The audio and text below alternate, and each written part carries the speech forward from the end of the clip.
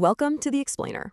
Okay, today we're unpacking something genuinely fascinating. We've got our hands on a multilingual dispatch explicitly crafted for Earth Day 2026 and sent directly to the world's most heavily armed nations. It's this wild blend of high-level global policy and really profound spiritual philosophy. So if you're curious about how a single citizen tries to talk to global superpowers about the fate of our planet, you're in the exact right place. Here's the roadmap for today. We'll cover the Earth Day dispatch itself, the three interconnected crises it highlights, the UBUMUD framework, its multilingual global appeal, the actual delivery and responses, and finally, a really striking personal coincidence.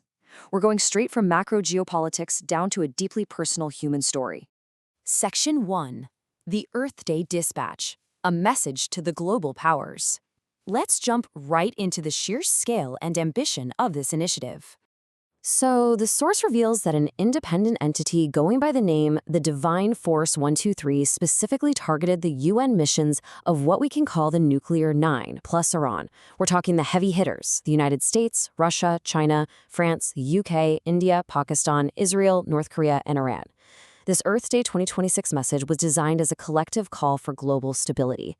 They literally bypassed all the lower-level bureaucracy to appeal directly to the guardians of the world's most destructive weapons.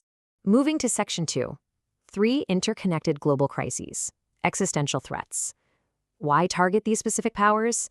Well, the letter argues that humanity is standing at an absolute defining moment, facing a triad of severe challenges. The sender frames the global landscape not as a bunch of isolated problems, but as 3 boundary-spanning threats that absolutely require collective wisdom: the climate crisis, nuclear risk, and, interestingly enough, unregulated artificial intelligence. The author makes a great point here. These crises totally transcend borders. I mean, you can't exactly solve global warming or contain a rogue AI with a nationalist mindset, right? It demands a unified approach from the very nations that are usually at each other's throats.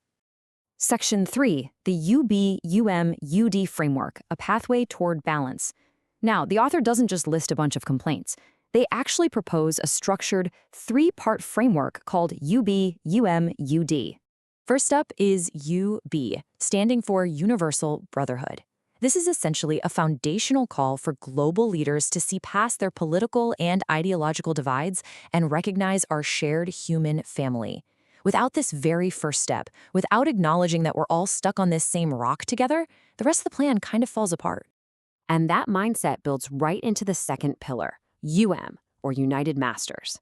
If UB is the mindset, UM is the execution. It's a direct appeal for leadership that is fundamentally ethical, wise, and responsible. It's asking those in power to act not as conquerors, but as masters of their own impulses, teaming up to steward the planet instead of exploiting it. Finally, we get to UD, Universal Disarmament. Now, this is where the lofty philosophy meets hard geopolitical policy. The document pushes for practical, verifiable reductions in destructive powers, and it explicitly aligns this goal with existing international frameworks like the NPT, the Non-Proliferation Treaty. The sender is literally calling for a transparent rollback of the arsenals held by the exact nations they're emailing. By framing Earth Day 2026 as this massive turning point, the text implores us to make a very conscious choice: unity over destruction, balance over force, and awareness over speed. It's a powerful, rhythmic mandate demanding a total paradigm shift in how we run the world. Section 4, a multilingual global appeal, bridging the divide. To make sure this message actually crossed cultural boundaries, the communication strategy was super deliberate. The sender didn't just type this up in one language and hit send. The appeal was meticulously drafted in English, Hindi, and French. By tapping into these major diplomatic languages, the author made sure the core concepts of UBUMUD were accessible to a huge chunk of the targeted global delegates. It's a very practical way to bridge that linguistic gap. Section 5, Delivery and Automated Responses, the Audit Trail. What's absolutely fascinating here is that the source provides literal receipts. We actually have a highly detailed audit log. It shows exact timestamps on April 23rd and 24th, 2026, marking exactly when these emails landed in the inboxes of the permanent UN missions. For instance, India got it at 9:15 a.m., Russia at 9:45, France at 10 o'clock. Seeing this monumental plea for human survival broken down into a minute-by-minute email schedule, it really grounds this grand initiative in the totally mundane reality of everyday digital communication. And speaking of mundane realities, the document actually includes the response from the United States mission. In a touch of brutal bureaucratic irony, the acknowledged reply to this grand, spiritually driven plea for planetary salvation was a totally sterile automated message. Thank you for your email. This inbox is not monitored regularly. It literally redirects them to a press inquiry address. The contrast between the gravity of the message and that cold, robotic institutional response is just incredible. Section 6. A poignant personal coincidence, the human element. Now, as we zoom in from those cold institutional walls, we uncover something profoundly personal. Right at the end of the document, the author, Kumar Trashem, points out an almost cosmic twist of timing. He realizes he finished sending these global letters on April 24, 2026.